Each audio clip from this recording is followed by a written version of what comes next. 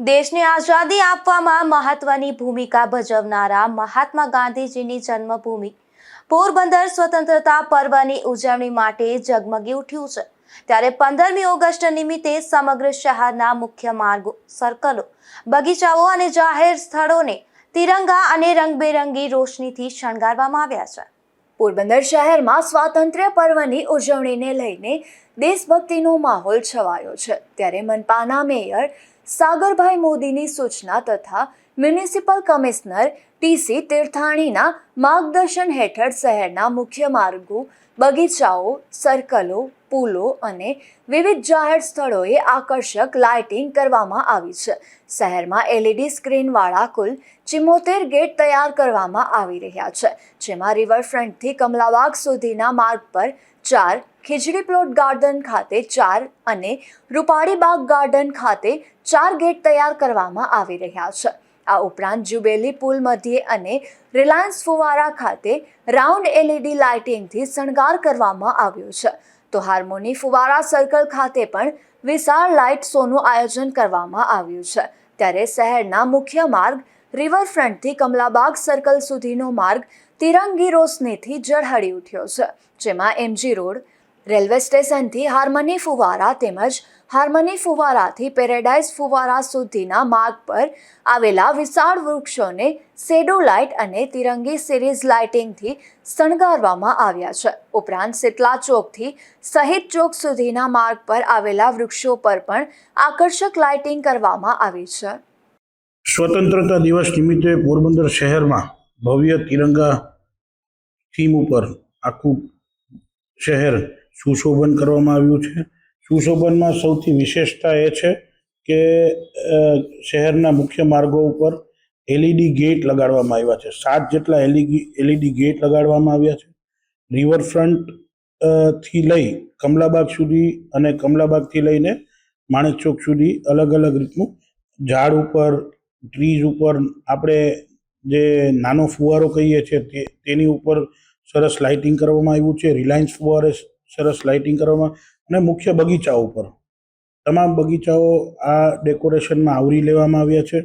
આ સુશોભન કરવાનો માત્ર એક જ હેતુ છે કે હર ઘર તિરંગા, માનનીય વડાપ્રધાન શ્રી નરેન્દ્રભાઈ મોદી કે જે સૂચન આપ્યું છે સમગ્ર ગુજરાતને ને સમગ્ર તમામ બોડીને કે આપણે ઘર ઘર સુધી તિરંગો, અને તિરંગો જે છે એ આપણી આન બાન ને શાન છે, તેને પ્રમોટ કરવા માટે આ સુશોભન પોરબંદર શહેરમાં અને અન્ય શહેરમાં પણ કરવામાં આવ્યું છે।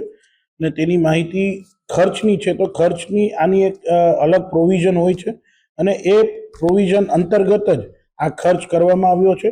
એટલે કોઈ વધારે ખર્ચ થયો છે એવું તો જો થોડુંક સારું કરવું હોય તો ખર્ચ તો થોડો કરવો પડે તેવું મારું સ્પષ્ટ માનવું છે। કઈ તારીખથી કઈ તારીખ સુધી જે સુશોભન છે તે રહેશે અને એ અત્યારે કઈ રીતની કન્ડિશનમાં જે કઈ રીતે ચાલુ કરવામાં આવે છે એની ઉપર જે છે આકર્ષણનું કેન્દ્ર મહત્વનું શું છે?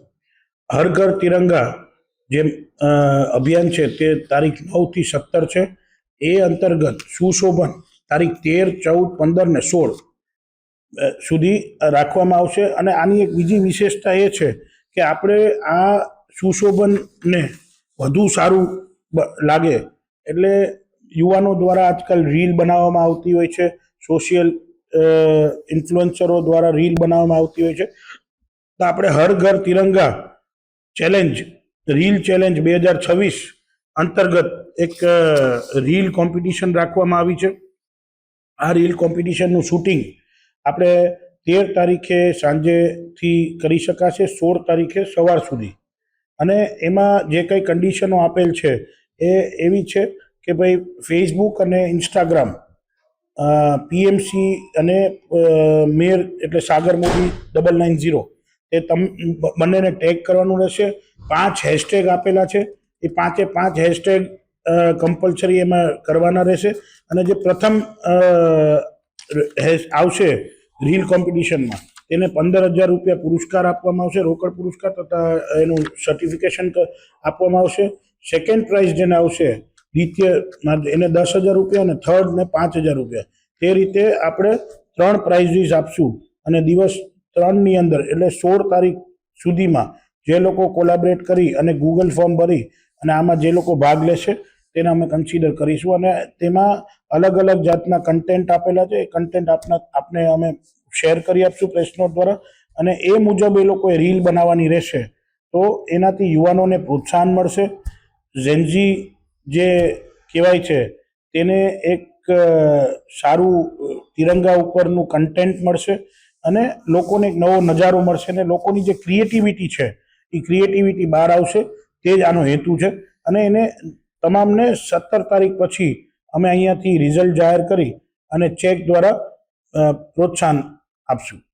આ ભવ્ય રોશનીના કારણે મહાત્મા ગાંધીજીની જન્મભૂમિ પોરબંદર સમગ્ર તિરંગાના રંગોમાં રંગાઈ ગયું છે અને નગરજનોમાં સ્વાતંત્ર્ય પર્વની ઉજવણીને લઈને અનેરો ઉત્સાહ જોવા મળી રહ્યો છે.